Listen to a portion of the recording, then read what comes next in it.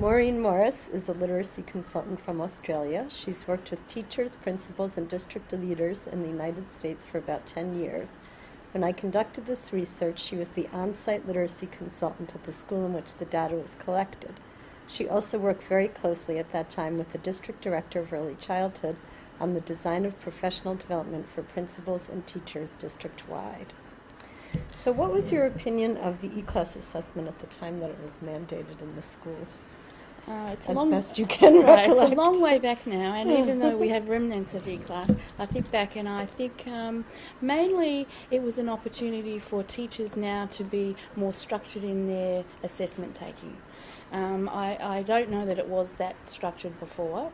It hadn't been mandated, and so it was a little haphazard. The other thing I think that was an advantage is it got teachers looking at children and actually doing a little bit of kid watching and starting to think about what they really need to be observing about readers. And did you think, again, as best you can recollect, that it had the potential to inform teachers' instruction in useful ways?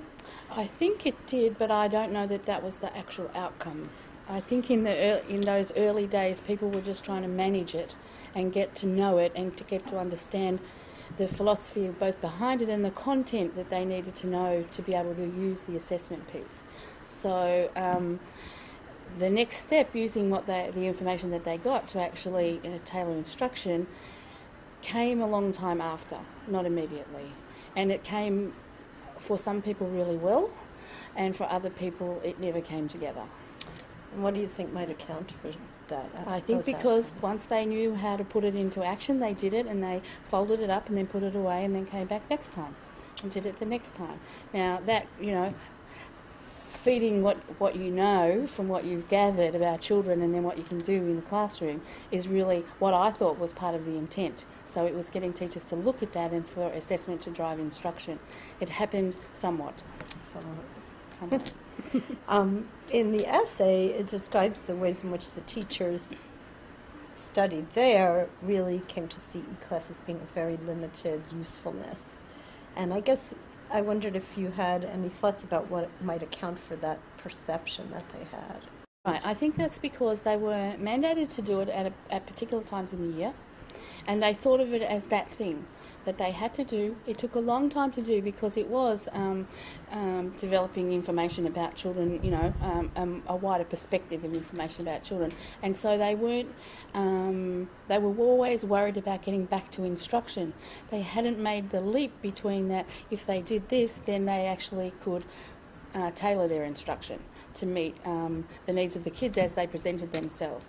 As they worked with it, though, I think they got quicker at it. So I think some of the perceptions may well have changed, interestingly enough. And if I might say, some of the assessment tools that they're using now are really in the same vein as E-class, like Fountas and Pinnell's assessment kit, the DRA, etc., all have similar strands and so on within them, and now teachers are doing them as a matter of course, and they're actually using them to drive instruction. So it's interesting, I think, that in the city here and in the schools I worked in, E-class was the founder for them to be now able to use these a little bit more sophisticated tools. Yeah, so it's interesting that that's a change over time. Yeah. And it's 10 years, so, Yeah, it's a while. So do you want to say a little more about why that shift occurred so people didn't really utilize it? They felt constrained by it. I think it's about teacher knowledge, and it's about teacher knowledge in terms of knowing what it was giving them by way of information. And if you're used to being told what to do, how to do it, and this is what you do, then you don't stop and think about, well, what does that mean? Not that these teachers didn't actually want to do the best by their children, they did. I think they weren't used to having something mandated like that, and that suddenly here was this thing that they had to do. Firstly, they had to learn it, and then they had to give it, and it was labour intensive compared to what they'd been using before. And I think they were a little untrusting of what might occur with having to do that, you know. Why did they need to do this in this way, That was something that wasn't, that they hadn't had to do that before. Right. Yeah. And do you think there were elements of their professional environment, meaning maybe approaches to professional development at the school or the district or school level policies, things like that in their surround that impacted or shaped how they perceived E-class? I think they didn't know where the information was going to go, because the information was collated and it was handed up and it was given to at least the principal, if not, somebody else. And I think they didn't know why. And so when you don't know why, there's mistrust. And people think negatively rather than positively often. And so I think that was the reaction, that they didn't know why they were doing this and that they should have kept it to themselves, that it didn't need to be going any further. If it was really, truly for them to use for instruction, which was how it was explained, then this, for them, was going against that.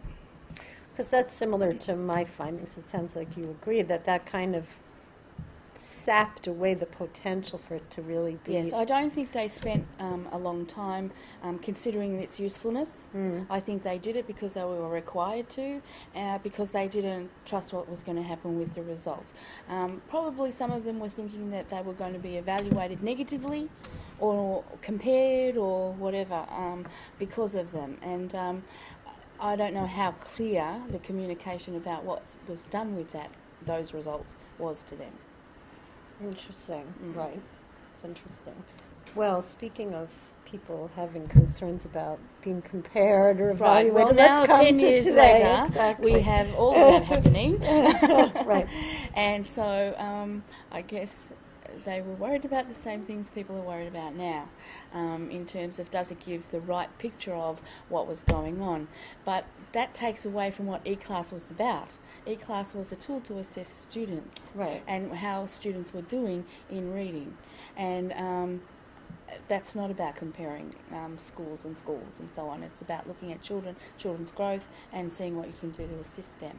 So can you think of ways in which either professional development or school policy about it could have been different to foster more seeing E-class as a learning Well, tool? I think it does come back to professional development, and I think the rollout, as we say, now I can't remember the exact rollout, but I know that it was given out and that there were some workshops. Now, to be able to do that and to talk about it and to know and understand it, you need more time than just a couple of workshops and, okay, now go and do it. And now go and analyse, and now go and say what the analysis means for children. That's really difficult when you haven't been used to doing that before. If that's not your common mode of operation, then you need time to understand how that goes and to get yourself thinking in that way. And I don't know that, I do know actually that there was not enough time given for that. Right.